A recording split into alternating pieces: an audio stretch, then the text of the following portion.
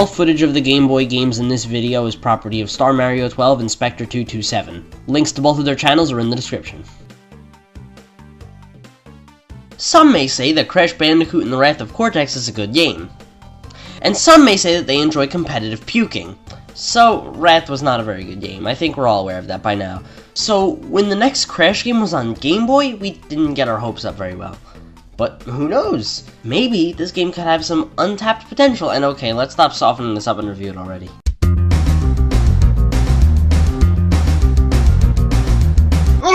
Crash Bandicoot: The Huge Adventure was the first of 3 Game Boy exclusive Crash games that would be developed by a company known as Vicarious Visions.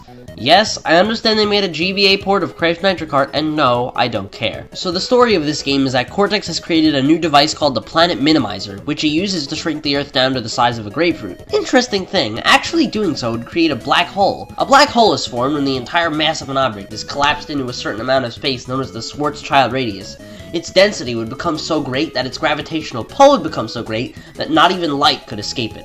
So technically, if Cortex were to shrink the Earth, then he would create a black hole, and as you can imagine, the story of this game is practically non-existent. So why the fuck am I explaining it? I have no idea. The Huge Adventure is a bit of a difficult game to critique. I mean, it's pretty lackluster, but what did you expect? It's for the Game Boy. The Huge Adventure is laid out like the classic Crash games. You need to collect 5 crystals and then fight a boss. After you defeat all 4 bosses, the game ends. There are only 20 levels this time around, which kinda sucks. The levels this time are entirely 2D, with a few exceptions. See, this is pretty odd. Wasn't the whole gimmick with Crash that he was a 3D Mario? Well, not this Mario, but this Mario? Doesn't removing the 3D element kinda ruin that? I guess I'm nitpicking. After all, it's a fucking Game Boy game. However, I am allowed to complain about the controls of this game. They feel particularly stiff and awkward. It feels like there's a very slight delay in your jumps, and in a platform game that does not help.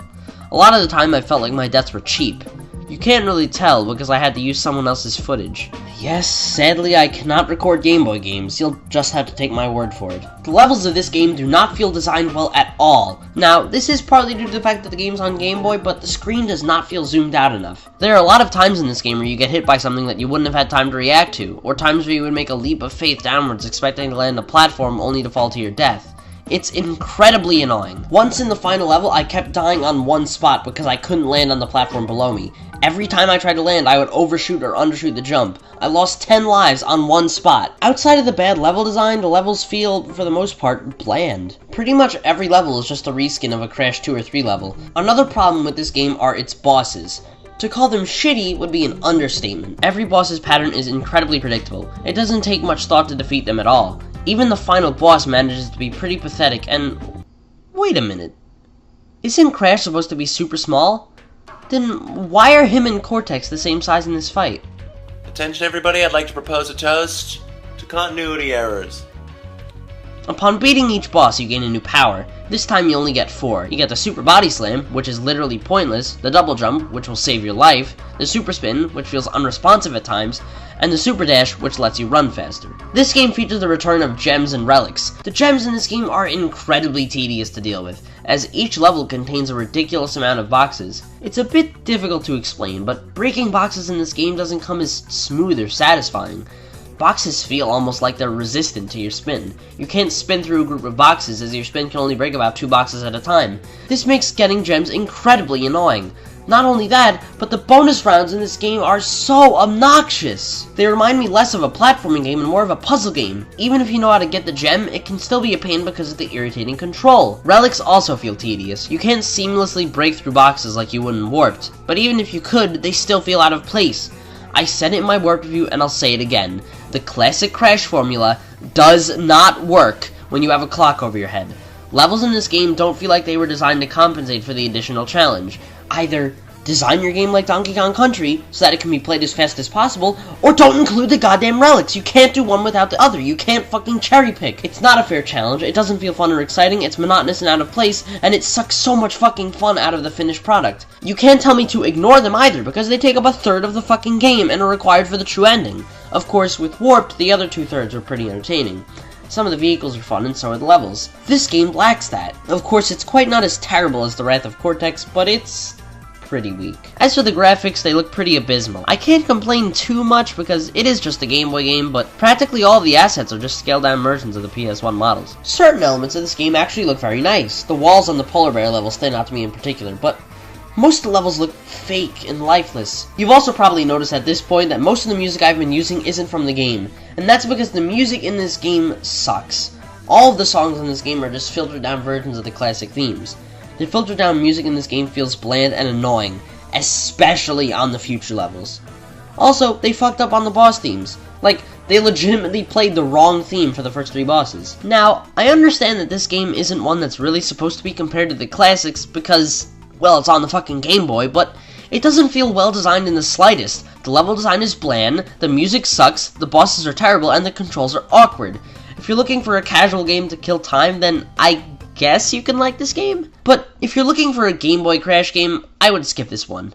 I would instead go for this game's sequel, Crash Bandicoot 2 Entranced. Not to be confused with Crash Bandicoot 2 Cortex Strikes Back.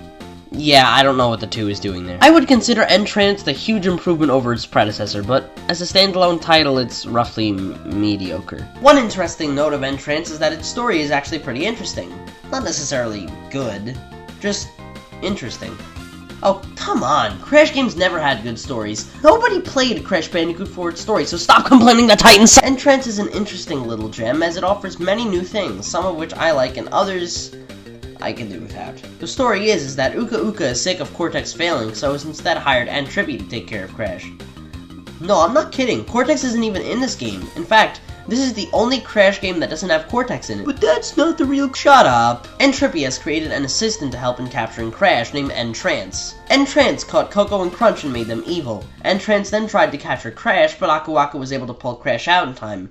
Thus, a malfunction occurred, and instead they ended up with a fake Crash. This is actually pretty cool, as it's the first time fake Crash is involved in the story. See, fake Crash existed in Warped and CTR as an Easter egg. In Warped, he would show up in certain levels after you got 100%, and in CTR, he was a playable character that you could unlock for getting all the purple tokens. Probably this game's biggest strength is the fact that it tries a lot of new things, some of which don't work, but one of which I fucking love. But we'll get on with that later. Crash, right off the bat, already has some moves from the Huge Adventure. He doesn't need to unlock the double jump or the super body slam, which is nice. However, this game still runs on the Huge Adventure's engine. Levels this time are instead divided on a map, which is interesting. It's not a straight map though, it branches into 2 different paths. It's more or less just an aesthetic change, it's practically the same thing as the Warp Room. The levels of this game are an interesting topic. If we're to compare the Huge Adventure and Entrance, there becomes a debate of quantity versus quality. On one hand, the Huge Adventure had more non-vehicle level types, but on the other, the Entrance levels are far superior in design, and the variety between vehicles is greater in Entrance. Levels this time feel like they have more in them. They don't feel as bland as the Huge Adventures, and they aren't all carbon copies of Crash 2 and 3's. For the most part, the levels are actually somewhat enjoyable. The vehicles control considerably well, and the platforming levels have more variety than that of the Huge Adventures. But unfortunately, one of the vehicles in this game just sucks, and that would be the rolling ball. I hated this fucking thing in the Wrath of Cortex, and I hate it just as much here. This time you can press the A button to brake and the B button to accelerate. The attention to control is nice, but I don't particularly give a shit because I don't like controlling this thing at all. Making the ball control better is like polishing a turd. At the end of the day, it's still shit regardless of how shiny. However, I can say that I would take Coco's levels and the surfboard over these goddamn flying levels any day. The graphics of this game look better than the Huge Adventures. The cutscenes are now animated GIFs instead of still JPEGs. Now that's top quality! This game does do its fair share of borrowing from the classic Crash games, but it also has its own unique arsenal of original assets as well. The music here is also improved. Songs this time aren't just downgraded versions of the classic themes, but instead full-on remixes. The remixes sound nice and don't get too repetitive or sound too bad. This game also features some original pieces as well, most of which I really like. Run from the Sun stands out as a favorite. However, it also reuses some songs from the Huge Adventure, all of which stick out like a sore thumb, such as the Turtle Woods D-Make and the bonus round theme. But for the most part, the soundtrack is pretty good. The goal of the levels is to obtain crystals, which are usually placed along the main path, and you know this already. To get to a boss, however, you need to instead get all the crystals in the area of a map leading up to that boss. There are 5 bosses in this game: Evil Crunch, Evil Coco, Fake Crash, Entrance, and Trippy. With the exception of one, I actually found the bosses of this game to be rather enjoyable. They were all original, they all tried out new things, and I would say they worked. That is, except for one, Trippy. This guy is supposed to be the final boss, but his boss fight in this game is pitiful. Not as disappointing as Crash 2's, but it'd make a good runner-up. His boss fight, and I shit you not, was literally a downgraded 2D version of his warp fight, which wasn't the most phenomenal boss in that game either. I mean, don't get me wrong, his boss fight was awesome, but the real best boss of Crash 3 was Dingodile. I think this is pretty obvious, right? This fight is absolutely amazing. Otherwise, I found the bosses fine. They were memorable and challenging. Speaking of challenge, this game can get pretty damn hard. Putting aside the fact that it uses the Huge Adventure's shitty engine, the levels still feel hard by design. I mean, this game isn't bash hard, but it's pretty fucking difficult. The bosses give you power-ups like last time, but this time you get two new ones. You get the Super Jump and the Super Slide. Both seem useful, but also gimmicky. Gimmicky meaning I only find myself using them when the game clearly wants me to. The powers aren't as nicely integrated into the levels as warps were, and it tends to kinda take you out. Entrance is the any % final boss, however, the true final boss is Entrippy. But there is one thing I love about this game, and I'm bringing it up now. Unlocking Entrippy and getting the true ending does not require the relics. The relics are still there, but they aren't a requirement, and I fucking love this idea. Crash 3 was just obnoxious when you got to the final boss and got a pathetic ending telling you to get until you wasted your time on the fucking shitty fucking fuck relics, you couldn't see how the game actually ended.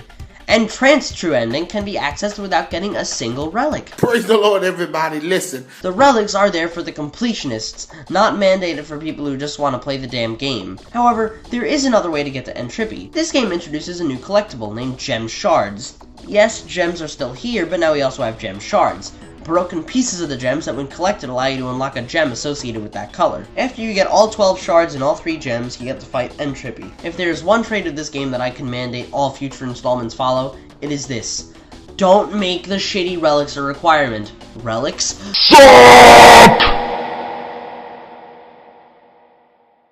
Okay, that was a little excessive, but you get the idea. Of course, this doesn't change the fact that the relics are still there. They feel just as out of place and obnoxious as ever. But it's a bit more excusable because they aren't a requirement. However, the gems in this game are a fucking nightmare. And I mean, they are just atrocious. Just as bad, if not worse than the Huge Adventures. Getting all the boxes in the level isn't simple yet challenging. If you don't make a leap of faith on every single inconveniently placed pit, you risk the possibility of missing one of the game's secret paths, which are full of boxes and nitro counters and other crap. Gems also aren't required for the true ending, but they're still there. Okay, this goes for both gems and relics. If they are, in this game at least, tedious and irritating to collect, don't serve any real engaging replay value, and only exist so you guys can go, look, it's a Crash game, then what in the fuck is the point of having them in the goddamn game in the first place? It's like making Far Cry 3 when Blood Dragon is only months away. What the hell is the point? Now, this might sound odd, but I don't think Entrance is a very good game. I mean, yeah, I praised it a lot, but that's only because I was comparing it to the Huge Adventure, which it is much better than. But if you compare it to Crash 3 or 2, it really has nothing going for it, and I wouldn't consider it a very strong standalone title. It tried to be different, and I really do appreciate that, but different doesn't always work, and nowhere is that more painstakingly obvious than this game. It's bland, the final boss sucks, and the engine is shit as always. Of course, I can certainly say it's better than the Huge Adventure, and it's definitely better than Crash Bandicoot Purple Ripto's Rampage.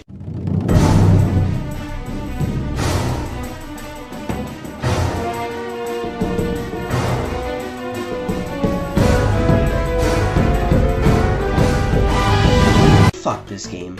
Fuck this fucking fuck game. I hate this game. Now, before we begin, let me give you a little backstory. We then learn more about Uka Uka's backstory. God, I say that weird. So, while Crash 3 was in production, a game developer named Insomniac started developing a 3D platform game, where the focus was not the design of the characters and the environments, but rather the interaction with them. The game would be a collectathon platformer, and would also be my favorite game of all time.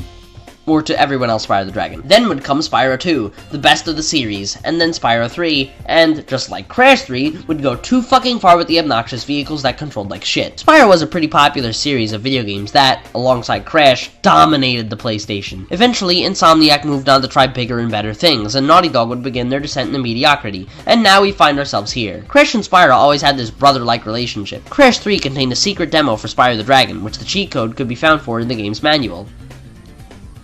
Spyro 2 and CTR shared promotion, and so did Spyro 3 and Crash Bash. Eventually, with the two games splitting up, they could no longer feature demos of each other. However, they still promoted each other on the back of their game's manuals, so I guess that's something? Eventually, with the creation of 2 Crash Game Boy games and also 2 Spyro Game Boy games, Universal and Vicarious Visions decided that they would make a 3rd Game Boy game by cross-promotion. Crash and Spyro would meet for the first time, and it was a head-on collision. And the thing is, they tried to pull an early Skylanders. If you bought one, you were encouraged to buy them. Vicarious Visions was given the wheel, and they steered the ship straight into the fucking ground with Spyro Orange, the Cortex Conspiracy, and Crash Purple, Ripto's Rampage. Not to be confused with Spyro 2, Ripto's Rage, a game that is much better and one that you should probably play instead. Before you ask, no, as of right now, I do not have plans to review Spyro Orange. I have never played it, but pretty much everything I hear about it tells me that it's a lot worse than Crash Purple, so I'm just going to make the blind assumption that it's pretty similar to this game. I may consider reviewing it when I cover the Spyro games, but only time will tell, I guess. The advertisements made this game sound so awesome. It was Crash vs. Spyro, and I'm pretty sure we all thought the same thing. Spyro would win. I mean, come on, right? I mean, it's Spyro! He's a fucking dragon! Crash is busy riding in a poorly controlled motorcycle, and Spyro is flying and taking down fucking planes and trains by the second! Anyway, now on paper this game sounds pretty damn awesome, but you have to remember that it's on the Game Boy. Hey, you know what'd be cool? A game where you have to play as Crash and Spyro to work together. You would need to use Spyro's abilities like the head bash or Crash's double jump to reach areas that the other couldn't. Wouldn't that be awesome? Really? Well, tough shit, son. This is a minigame collection. That's right, a minigame collection. Are they at least good minigames? Nope. Are they at least Spyro or Crash related? Don't get too optimistic, son. The minigames in this are absolute bullshit. The story of this game is next to non-existent and is one of the only Spyro-y things about this whole shitfest. The story is, Cortex and Ripto are working together. What? Okay, when in the hell did Ripto gain the ability to come back from the dead unscathed? He fucking melts in lava at the end of Spyro 2, but here he is with Cortex. Didn't Uka Uka get rid of Cortex? He was sick of Cortex's failure in the huge adventure, so he hired Trippy. So why is Cortex here? Speaking of Uka Uka, where the hell is he? He's nowhere to be seen. You'd think if Cortex managed to find an adversary that can come back from the dead, that Uka Uka would get his hopes up a little bit. As awesome as Cortex is, he can't resurrect from the fucking dead. The story of this game, as you can imagine, isn't very important. One of the problems with this game is that it's a Crash and Spyro crossover that doesn't remotely feel like Spyro or Crash. The gameplay resembles absolutely nothing like Spyro. The only thing about this game that's Spyro-y are the characters. You've got your classic Spyro lineup here. We've got Spyro, Sparks, Moneybags, Hunter, Bianca, Agent 9, Sergeant Bird, the Professor, and Blanky. Who the fuck is Blanky? The game is laid out on a map, which sucks. We need to locate minigames on the map, which is a fucking chore with this game. The maps are all huge, and the portals are all hidden in the most inconvenient places in the entire goddamn game. This game features a variety of minigames, all of which suck! You access minigames like portals in the map. You can open these portals with Wampa Fruit. Wampa Fruit now acts as a form of currency. It no longer tallies up your lives like it did in the other Crash games, because in this game you have an infinite number of lives. Upon death, you lose all the Wampa Fruit you collected in the area. However, you aren't really going to need to worry a whole lot, because the platforming in this game is pathetically easy, and not the focus at all. All the focus went into making these shitty minigames. Okay, what are the minigames like? Well, the minigames are boring, vapid, and lifeless wastes of time. They're not fun like bashes, they're less like minigames and more like mini-minigames, just like Pong. Plus, the ideas behind these minigames are just so odd. See, when you list off the minigames in Bash, you can kind of get a feel of what type of game it is, but with Crash Purple, you have no idea. See, with Bash, you get to throw crates at your opponents, shoot each other through tanks, or play 4-player Pong. Now, in the case of Crash Purple, you get to fly in a jetpack. Alright, that's fine. Ride around on a polar bear. Nah, whatever. Fly in a bat and shoot a bazooka at other bats and guys with jetpacks. Okay. Swim down a river? I already did that in Crash 2. Shoot sheep in the face with a fucking bazooka? What the hell? The minigames don't feel polished or fun. They're sloppy and rushed. The challenge doesn't come from the design of the minigames or from the difficulty of controlling them. Its minigames are about as bland as they look. Yeah, this footage you're seeing? This is the entire fucking game. The tank and ballistics minigame from Crash Bash make a return. The ballistics minigame is a shortened down version where you're not penalized for getting balls in your goal, and the tank's controls are fucking atrocious. Your goal is to collect crystals. You retrieve crystals by completing minigames. Certain minigames contain boxes. By breaking all of them, you get a gem. The gems are a huge waste of time and a monotonous chore. The world is divided by 4 maps, each of which you unlock by collecting 5 crystals in the area, and then you fight a boss. The bosses this time around are Spyro, Tiny Tiger, Nina Cortex, Okay, and Ripto. All the bosses are pathetically easy and don't require an ounce of skill to complete. That is, except for Ripto. Ripto was fucking hard, but not because he was designed hard, but because I had no idea what the fuck I was supposed to be doing. What you're supposed to do is avoid shooting these transparent monsters and instead shoot these opaque ones. Doing so will make Ripto vulnerable, after which you hit him with your bazooka. Do this 3 times and it ends. For the first 20 minutes, I had no clue what the fuck was going on. As soon as I found out, I breezed through it, and... Wait a second. Is that Gulp? What the hell? I killed you, and I killed you! Why are you coming back from the dead? But guess what? This isn't even the final boss. The true final boss can only be accessed after you gain all 20 gems, and I honestly don't give enough of a flying fuck about this game to care. But guess what? That's not even the worst part. Let me explain to you what is. Now, you have to use your Wampa Fruit to unlock gates and portals to access minigames, but guess what else you have to use your fruit on? Trading cards. That's right, trading cards. How fucking obnoxiously pointless. But here's the thing with the trading cards. The shittiest part of this fucking game, and the #1 reason that this game is nothing more than a mediocre cash grab, is this.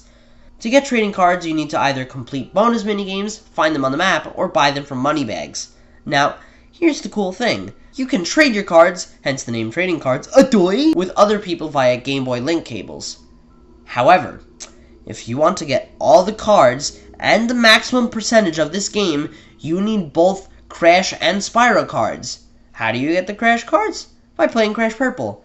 How do you get the Spyro cards? By playing Spyro Orange. This game is only half of the travesty. If you want to get 100%, you need to own both copies. Wow, Vicarious Visions. Just wow. And I used to respect you. How dare you pull a sleazy gimmick like that? Seriously, if Naughty Dog were to look at this game, I imagine the reaction would look a little like this. What the fuck did you do?